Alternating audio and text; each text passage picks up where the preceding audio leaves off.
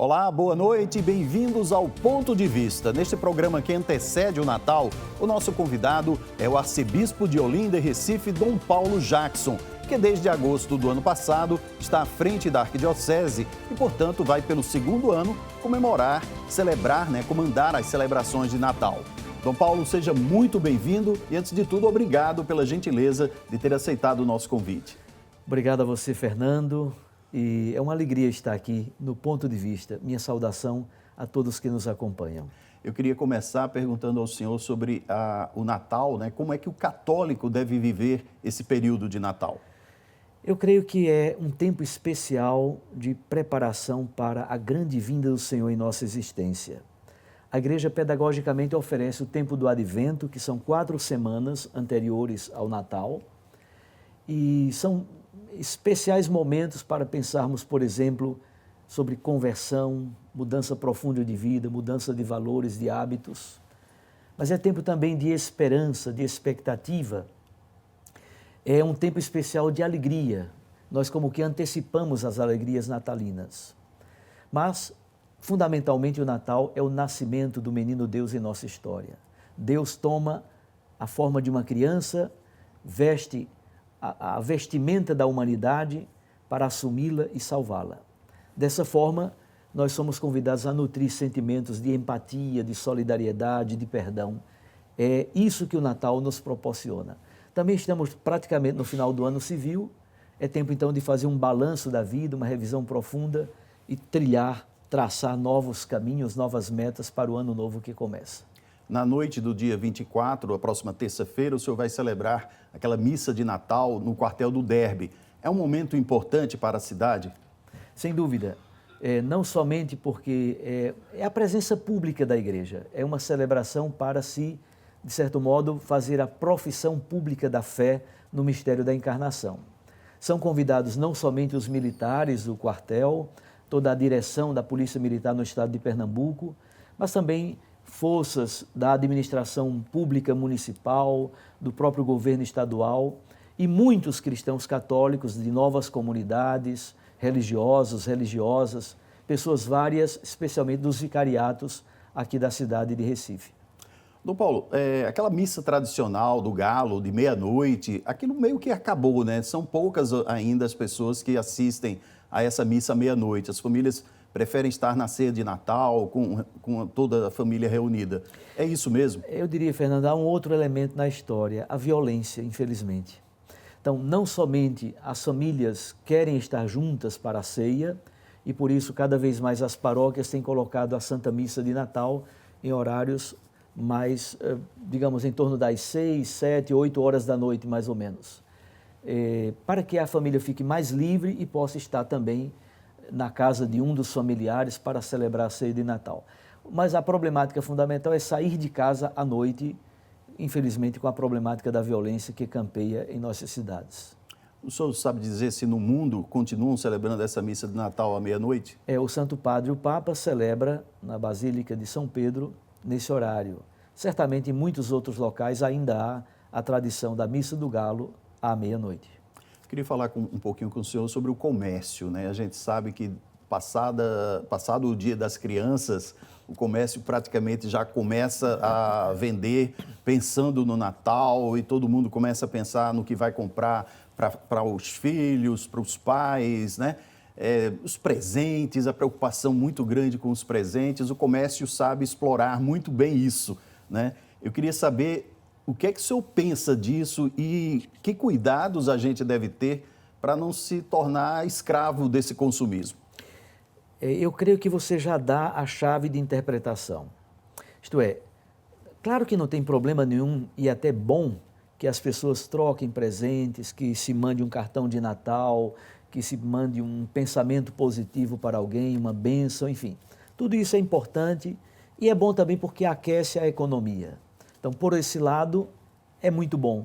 Gera trabalho, gera renda, gera emprego. Agora, nós não podemos colocar o centro do Natal no consumismo. Isso é que é a coisa mais, infelizmente, equivocada.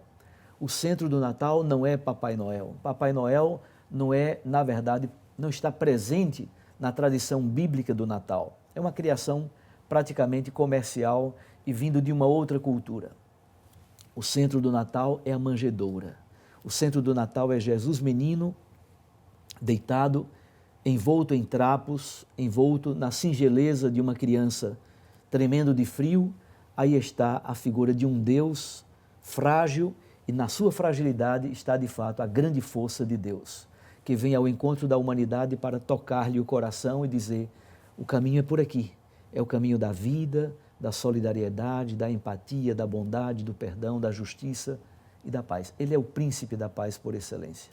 Dom Paulo, nesse período as paróquias meio que se movimentam, né, para celebrar o Natal também, e a gente vê algumas ações, né, tipo a Casa do Pão, que faz um jantar de Natal com moradores de rua, tem aquela campanha Natal Sem Fome. A Arquidiocese, ela incentiva as paróquias a cada uma fazer alguma coisa para celebrar de fato o Natal e não ser apenas as missas, mas também ter alguma ação solidária junto aos mais pobres? Sem dúvida. Há dois momentos assim muito importantes. Primeiro, a celebração na Casa do Pão, e isso eu estarei presente fazendo uma visita. Não estarei propriamente na celebração, mas farei uma visita antes. O Vicariato de Olinda também faz uma ação muito interessante, e em muitas congregações religiosas, em muitas casas de freiras, por exemplo, de congregações religiosas femininas, e em muitas paróquias há momentos de ação solidária, sobretudo na linha do cuidado com os famintos. O grande sonho de Dom Helder era exatamente chegar ao ano 2000 sem fome. Enquanto houver um só Filho de Deus que passe necessidade, que não tenha o que comer na noite de Natal, é sinal que ainda não compreendemos em profundidade o significado dessa festa tão importante para o cristianismo. Infelizmente, a gente passou muito, né, do ano 2000 e continuamos com muita gente pobre, passando necessidade. Infelizmente. Né? Infelizmente, essa é a realidade que a gente enfrenta. Dom Paulo, a Arquidiocese de Olinda e Recife tem 150 paróquias, mais duas, né, que vocês chamam como? Áreas pastorais. Áreas pastorais, né? E o senhor assumiu o cargo em agosto do ano passado. Eu soube que quando o senhor era bispo de Garanhuns, o senhor conseguiu visitar todas as paróquias. Aqui na Arquidiocese, com tantas paróquias, 150, parece que o senhor está conseguindo um recorde. Eu soube que o senhor visitou já quase todas. Quantas o senhor visitou e por que o senhor faz tanta questão de estar presente em todas as paróquias? Então, chamemos assim, são 152 paróquias, como você bem disse, 150 paróquias e 2 áreas pastorais. Mas coloquemos 152 paróquias. Destas, eu já visitei 147. Então, faltam apenas 5 paróquias para concluir esta primeira rodada de visitas às paróquias da nossa querida e amada Arquidiocese de Olinda e Recife. São 19 municípios, mais o Distrito Estadual de Fernando de Noronha. E estamos quase concluindo, daqui para o final do ano, concluiremos a visita a todas as paróquias. Por que o senhor acha tão importante a presença do arcebispo nas paróquias? Primeiro, é momento de contato com o sacerdote. Nós não vamos simplesmente para conhecer as realidades, cobrar coisas. Em primeiro lugar, é para conviver com o padre que ali está, às vezes em situações muito difíceis, às vezes situações de pobreza, de dificuldade, mas também conhecer o caminho feito pelas pastorais, movimentos e serviços que existem em cada paróquia. Então é momento, sobretudo, de escuta, de conhecimento, de convívio. A partir daí a gente vai tomando clareza, tendo intuições, como devemos proceder nos próximos passos. Sem esse conhecimento, sem essa escuta, sem essa convivência, o Papa Francisco gosta muito da palavra cercania. Essa palavra espanhola significa proximidade. Sem proximidade, não há evangelização. E o senhor acha que tem conseguido, nesses contatos com a paróquia, ter essa aproximação, essa proximidade também dos próprios paroquianos? Sem dúvida, como primeiro contato. Obviamente que esse primeiro contato precisa ser gradativamente aprofundado. Mas como primeiro contato é essencial. E é bonito ver como as pessoas sentem necessidade também de estar com o seu pastor, com o seu bispo. O acolhimento é algo maravilhoso. Então há experiências lindas de acolhimento, de escuta atenta, de convívio, Geralmente as pessoas preparam alguma coisa depois da missa para se comer, para se conviver, para podermos estar um pouquinho mais perto. E também, geralmente, nesse momento, a gente tem contato com o conselho pastoral e com o conselho econômico de cada paróquia. O senhor assumiu a arquidiocese em agosto do ano passado, né? Sucedeu o Dom Fernando Saburido e ocupa a arquidiocese que já foi de Dom Helder Câmara, né? Queria saber o que significa para o senhor ser hoje o arcebispo da arquidiocese que já foi um dia comandada por Dom Helder Câmara. A sensação é quase de susto quando a gente recebe a notícia da Santa Sé que foi nomeado arcebispo de Olinda e Recife. Depois, não somente de Dom Helder Câmara, aqui também há outros grandes bispos, inclusive um outro servo de Deus que é Dom Vital. Então, você ser sucessor de Dom Vital e de Dom Helder Câmara é algo realmente impressionante e muito comprometedor, porque há uma responsabilidade histórica muito grande. Eu diria como São Paulo disse, nós carregamos esse mistério em potes de argila. Então, aquilo que o Papa Bento XVI disse quando foi nomeado, quando foi eleito Papa, alegra-me saber que Deus também sabe trabalhar com instrumentos insuficientes. É assim que eu me coloco nas mãos de Deus todos os dias, quando acordo muito cedo e vou para a capela diante do Santíssimo Sacramento para dizer, Senhor, obrigado, porque eu sei que o Senhor sabe trabalhar também com instrumentos insuficientes. E eu sou esse instrumento insuficiente e a graça, nas mãos de Deus, a graça é capaz de realizar grandes coisas. Dom Paulo, a arquidiocese tem 2 arcebispos eméritos, né? O Dom Fernando Saburido, que o senhor sucedeu, né? Que em 2023, e o Dom José Cardoso, que hoje mora em Goiânia, né? Eu queria saber essa relação sua com o arcebispo Dom Fernando Saburido, que está com 77 anos, e eu tenho visto, inclusive, que algumas celebrações ele está com o senhor também. Como é essa relação sua com o arcebispo emérito? É absolutamente maravilhosa. Dom Fernando iniciou morando no mosteiro de São Bento, inicialmente ele é monge beneditino, mas recentemente ele veio morar pertinho de nós, exatamente porque ele ainda tem muitas atividades na arquidiocese. Ele prega retiros, celebra missa de festas de padroeiro, ele celebra crismas, ele dá palestras, então ele tem ainda, graças a Deus, com uma saúde excelente, tem uma presença muito ativa e de fato, ele tem feito muito na nossa arquidiocese. E nós somos muito próximos. Dom Fernando veio morar nas Graças, a mais ou menos 300 metros de onde eu moro. Temos contato bastante frequente, conversamos muito, eu pergunto muito, ele, enfim, mantemos um diálogo muito aberto. Ainda recentemente, no último dia 17, nós almoçamos juntos porque é a celebração do aniversário de ordenação presbiteral dele e também a celebração da minha ordenação presbiteral. Eu fiz 31 anos de padre, ele fez 41 anos de padre. E almoçamos juntos e compartilhamos. É uma relação muito boa, graças a Deus. Eu tenho que agradecer muito a Deus porque tenho dois antecessores maravilhosos. Em Garanhuns, Dom Fernando Guimarães, aqui Dom Fernando Saburido.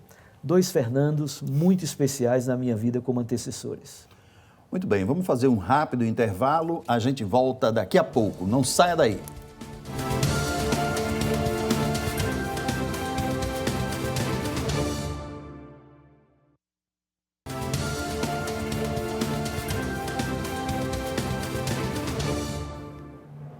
Estamos de volta, recebendo hoje aqui no Ponto de Vista o arcebispo de Olinda e Recife, Dom Paulo Jackson.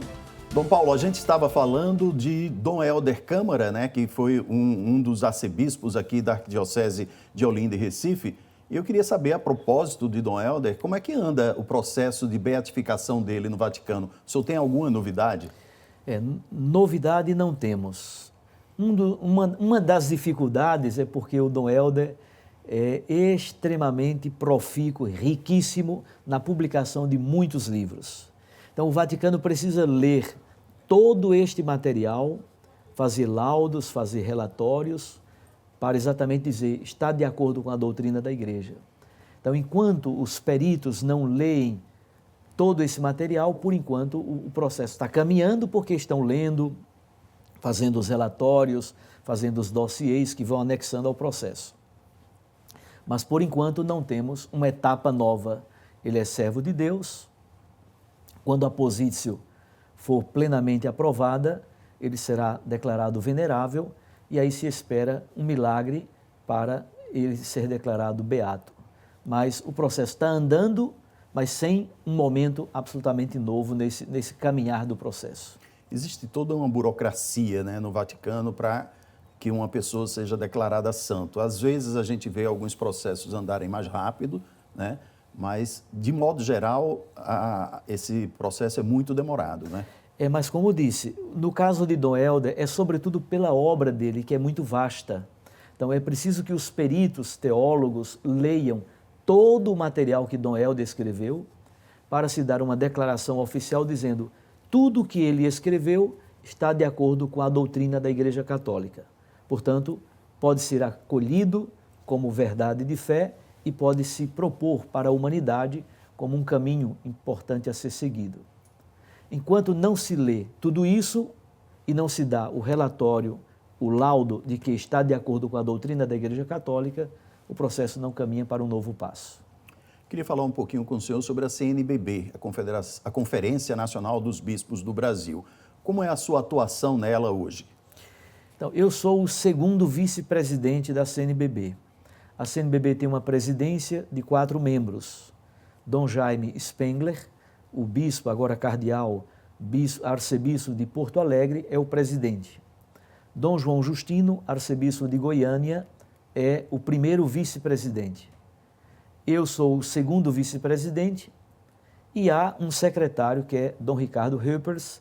Dom Ricardo vive em Brasília e é quem de fato está cotidianamente com a mão na massa, ele é o secretário executivo. Então nós colaboramos com o presidente, obviamente, sobretudo a minha tarefa está muito mais vinculada ao eixo norte e nordeste, enquanto Dom João Justino, que é o primeiro vice-presidente, está mais vinculado ao eixo centro-oeste, sudeste e sul. E nós colaboramos mutuamente, trabalhamos muito juntos, temos reuniões semanais e a CNBB, além da assembleia anual, que geralmente é em abril ou maio, em Aparecida, tem o Conselho Permanente, que é o órgão executivo que trabalha entre uma assembleia e outra. E ainda há o CONCEP, o Conselho Episcopal de Pastoral, que é o órgão que gerencia, faz caminhar a atividade missionária e pastoral da Igreja no Brasil. Agora, o Brasil, como área geográfica, é dividido em 19 regionais. Aqui, precisamente, os estados de Rio Grande do Norte, Paraíba, Pernambuco e Alagoas, nós somos o Regional Nordeste 2 da CNBB. Então, há também uma vivência administrativa, pastoral, missionária, em nível de Regional Nordeste 2. Existe uma reunião anual dos bispos ou não é anual? Como é que acontece normalmente com a CNBB? Então, é exatamente a Assembleia Geral. A cada ano, em abril ou maio, logo depois da Semana Santa, acontece a Assembleia Geral Ordinária.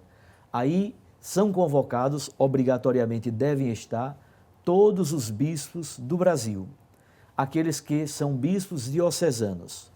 Os chamados bispos eméritos, aqueles que estavam na ativa e agora estão, entre aspas, aposentados. Os bispos eméritos são convidados, participam ou não, segundo as suas conveniências e possibilidades. Agora, os bispos diocesanos são convocados e estatutariamente devem obrigatoriamente participar. E esse encontro acontece sempre na mesma cidade, muda, como é que é? Sempre em Aparecida, São Paulo, por questão de logística e também por causa do Santuário Nacional que nos acolhe naquele período. Então já se sabe o encontro de 2025, já se sabe se vai ser em abril ou maio ou não? Dia 9 de maio, de abril, desculpe, 9 de abril. 9 de abril. 9 de abril começa. Eu soube que a Arquidiocese de Olinda e Recife vai ganhar 2 bispos auxiliares, né? Quem são esses bispos, né? E qual a importância para o senhor da chegada desses bispos auxiliares? São sirineus, né? É alguém que são pessoas que vão nos ajudar no processo. Então, o primeiro deles é Monsenhor Josivaldo, que é do clero da nossa Arquidiocese de Olinda e Recife. Monsenhor Josivaldo trabalhou no Cabo, foi pároco de Santo Antônio, lá, paróquia central do Cabo. Trabalhou também em Escada, na paróquia de Nossa Senhora da Apresentação. E hoje ele é pároco da paróquia de Santo Antão, lá em Vitória de Santo Antão. Ele é filho de Gravatá, mas desde o início fez toda a formação aqui no seminário da nossa Arquidiocese de Olinda e Recife. E o Santo Padre acolheu o processo inteiro e nomeou Josivaldo bispo auxiliar. Depois de 49 anos, há 49 anos que o clero da Arquidiocese de Olinda e Recife não tinha um filho deste clero nomeado bispo. Então é muito tempo, na verdade, para uma arquidiocese histórica tão importante. O outro, Monsenhor Nereudo Freire, é do clero, ele é pernambucano, de Arco Verde, mas é do clero da Arquidiocese da Paraíba. João Pessoa, há 59 anos que não tinha um filho do clero da Arquidiocese da Paraíba nomeado bispo. Monsenhor Josivaldo será ordenado bispo no dia 6 de janeiro, lá em Vitória de Santo Antão, e Monsenhor Nereudo será ordenado bispo no dia 25 de janeiro, lá em João Pessoa. E imediatamente depois que eles forem ordenados, já iniciam, porque para bispos auxiliares não há posse propriamente dita. Há somente um ingresso, uma apresentação formal para que iniciem o seu trabalho na arquidiocese. Eu soube também que a partir de fevereiro vai haver algumas mudanças de padres de uma paróquia para outra, né? Qual a sua intenção ao fazer essas mudanças? O padre que sai de uma paróquia tal, vai para outra paróquia, por que é feito isso e qual o objetivo disso? Acho que o primeiro elemento é um momento pedagógico, porque quando a gente fica 20, 30, 40, há padres que ficam até 50, 60 anos numa paróquia, se tornam quase como, entre aspas, copadroeiros. Então, há infelizmente um personalismo meio exagerado, se não da parte do padre, às vezes da parte do povo. Então, isso nos ajuda, nos educa para o processo da saída, sair de nós mesmos, nos desafiar com outros elementos que aparecem numa próxima missão que a igreja nos oferece.